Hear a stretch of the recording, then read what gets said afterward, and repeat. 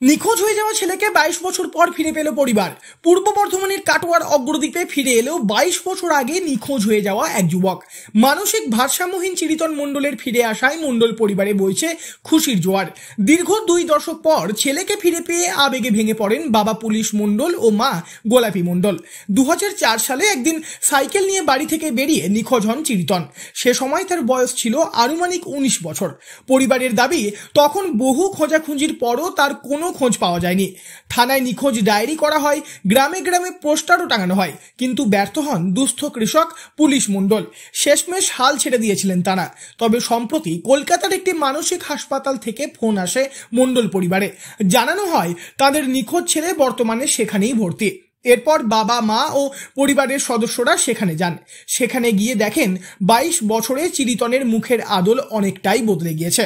বাড়ির লোকের তাকে চিনতে অনেকটাই অসুবিধা হয়, কিন্তু তার এক কাকু একটি গুরুত্বপূর্ণ সূত্রে তাকে শনাক্ত করেন। চিরিতনের ডান হাতে লাভ লেখা একটি ট্যাটু ছিল। সেই ট্যাটু তারা একসঙ্গে গ্রামীণ মেলায় করিয়েছিলেন। চিরিতনের বোন কুসুম গায়েন বলেন, বাইরে থেকে বাড়ি আসে, বিকেলবেলা সাইকেল নিয়ে ঘুরতে যেয়ে বাড়ি আসেনি। আমি তখন খুব ছোটো ছিলাম। আমার দাদা সাইকেল নিয়ে বাড়ি গিয়েছিল, আর বাড়ি আসেনি। দিয়ে অনেক খোঁজাখুঁজি করেছি, আর খুঁজে পাওয়া যায়নি। দিয়ে এই থানার মাধ্যম থেকে জানা গিয়েছে যে আমার দাদা অন্য জায়গায় আছে কলকাতায়। কলকাতা থেকে মানুষজন কাল নিয়ে গিয়ে আনা হয়েছে আমার দাদাকে।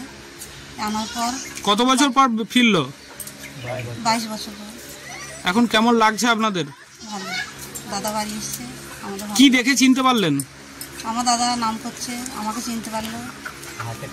হাতের লাভ আছে। বর্তমানে চিরিতনের বয়স 41। মাথায় কাঁচা পাকা চুল, মুখে খোঁচা দাড়ি। পুরানো দিনের স্মৃতি স্পষ্ট নয়, তবু মা বাবাকে ফিরে পেয়ে তার চোখে আনন্দের জল। ঘরে ফেরার পর বৃহস্পতিবার দুপুরে চিরিতনের সঙ্গে দেখা করতে আসেন বিডিও ও স্থানীয় পুলিশ আধিকারিকেরা। বাড়িতে ভিড় জমিয়েছে আত্মীয় স্বজন ও প্রতিবেশীরাও। কাটোয়া 2 নম্বর ব্লকের বিডিও আসিফ আনসারি বলেন, কিভাবে ফিরল? এই ছেলেটি 22 বছর আগে মানে ওর মাথার একটু সমস্যা হয়। হ্যাঁ, রাজস্থানে জয়পুরে কাজ করতো, সোনার উপর কাজ করতো, খুব ভালো কারিগর ছিল। সেই সময় মাথার সমস্যা হওয়ার জন্য ও হারিয়ে যায়। তারপরে কলকাতাতে ও মানে রাস্তায় পড়েছিল অনেকদিন। সেখানে পুলিশের প্রচেষ্টায় সেখানে পুলিশ ওকে তুলে হসপিটালে ভর্তি করে। সেখান থেকে যোগাযোগ করে পুলিশের মাধ্যমে এবং লোকাল যে স্থানীয় গ্রাম পঞ্চায়েত আছে তাদের মাধ্যমে যোগাযোগ করে পরিবার আস্তে আস্তে খোঁজ পেয়ে রিসেন্টলি কিছু শারীরিক পরিবর্তন হয়েছে। তারপরে ওকে মা বাবা সেটা দেখে চিনতেও পেরেছে। পরবর্তীতে এখন চিনতে পেরে তারপরে পুলিশের সহযোগিতায়, গ্রাম পঞ্চায়েতের সহযোগিতায় বাড়িতে ফেরত করা হয়েছে। চিরিতনের ফিরে আসা যেন এক বিস্ময়কর স্বপ্ন পূরণ। মা বাবার চোখে জল, মুখে স্তব্ধতা, তবুও চোখে মুখে আনন্দের ঝলক।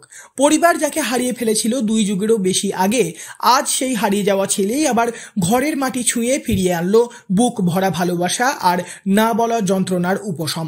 প্রতিবেশীরাও বলেন, এ শুধু একটা ছেলের ফিরে আসা নয়, এ যেন ভাঙা হৃদয়ের জোড়া লাগা। 22 বছর পর ঘরে ফেরা এই দৃশ্য কেবল একজন পিতামাতার নয়, গোটা সমাজের কাছে এক মানবিক আশার বার্তা।